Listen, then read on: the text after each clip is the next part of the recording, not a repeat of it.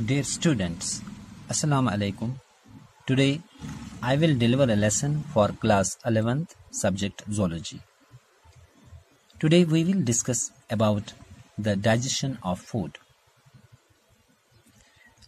Now in our alimentary canal, the digestion of food is accomplished by two ways. Number one, the mechanical process. Number second, the chemical process. First of all, we will discuss about the digestion in buccal cavity or mouth.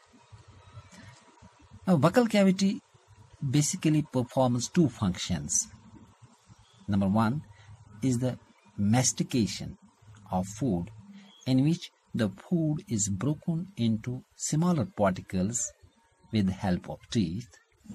And second main function of the buccal cavity is the swallowing of food, which is a very complex physical or mechanical process and is also known as deglutition. So far the chemical processes of the buccal cavity are concerned, the enzymes present in the saliva, such as salivary amylase. This salivary amylase acts on the starch and converts it into maltose, which is actually a disaccharide sugar. Now, mucus in the saliva lubricates the food and thus helps in the swallowing. From the mouth or buccal cavity, the food is passed into the stomach through pharynx and esophagus. And you must remember that there is no digestion in pharynx and esophagus. They just act as channels through which food passes into the stomach. Now we will discuss about the digestion in stomach. The gastric glands present in the stomach secrete a complex juice known as gastric juice. This gastric juice is actually a mixture of different enzymes and substances like mucus and bicarbonate ions, hydrochloric acid, and protein digesting enzymes like pepsinogen and renin. Now these mucus and bicarbonate ions in the gastric juice actually protect the gastric mucosa from the corrosive action of the hydrochloric acid. Otherwise, it can cause ulceration or erosion in the stomach. Now, this hydrochloric acid actually activates the pepsinogen because it creates an acidic medium, and that acidic medium is necessary for activation of the pepsinogen into activated enzyme pepsin that actually initiates the protein digestion and converts the proteins into peptones. Now this was the digestion in the stomach.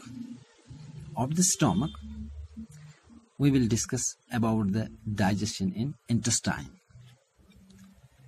Because our intestine is basically divided into three parts. The initial part of the small intestine is called the duodenum. This and also the peristaltic movements of the intestine. Peristaltic movements are the movements in smooth muscle fibers of the muscularis of the intestinal wall. These peristaltic movements actually help, number one, in the mixing of food with various secretions, and secondly, they help in the movement of the food through the intestines. Now the duodenum, which is the initial part of the small intestine, it receives, number first, bile pigments from the liver and pancreatic juice from the pancreas. The bile pigments basically help in the emulsification of the fats that actually helps in the digestion of fats.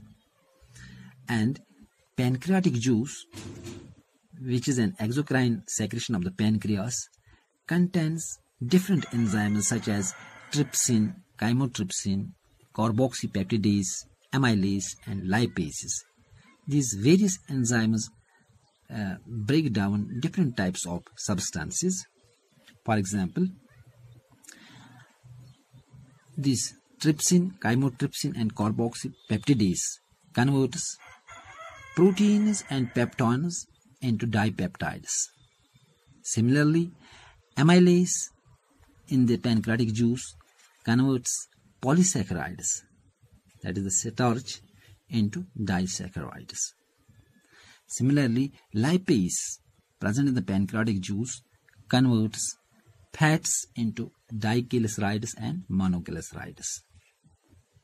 Now, another important secretion of the intestine is known as, we call it the intestinal juice or succus entericus. The succus entericus contains various enzymes in it that actually act on the end products of the above discussed enzymatic reactions to form the respective simple and absorbable forms of the food. For instance, the various enzymes present in the intestinal juice or succus entericus are dipeptidase, maltase, lactase, sucrase, lipase, nucleotidase, nucleosidase. These are the various enzymes, and these act on different foods, such as these dipeptidases act on dipeptides and converts the dipeptides into the amino acids, which are the simplest and absorbable forms of the protein amino acids. The second enzyme is maltase. This maltase acts on maltose, which is in fact a disaccharide, and converts it into glucose, which is a monosaccharide and absorbable form. Similarly, lactase and sucrase are another two enzymes present in the intestinal juice which act on the lactose and sucrose respectively, both of which are disaccharides, and convert them into monosaccharides like glucose, galactose, and fructose. Now, another enzymes present in the intestinal juice are nucleotidase. This nucleotidase acts upon the nucleotides of nucleic acids and breaks the nucleotides into the nucleosides. The enzyme nucleosidase then acts upon the nucleosides and breaks them into sugars and simpler nitrogenous bases. And after this, the digestion of the small intestine is completed, and you must remember that there is no digestion in the large intestine, and the two main functions of large intestine are: number one, the absorption of water and minerals, and the secretion of the mucus. In large intestine, mucus helps in adhering the waste products together and lubricates it for easy passage to outside as feces. The undigested food and unabsorbed food materials pass into the rectum and remain stored for some time as fecal matter and later expelled out through anus. Now, this is all about the digestion of food. Thank you.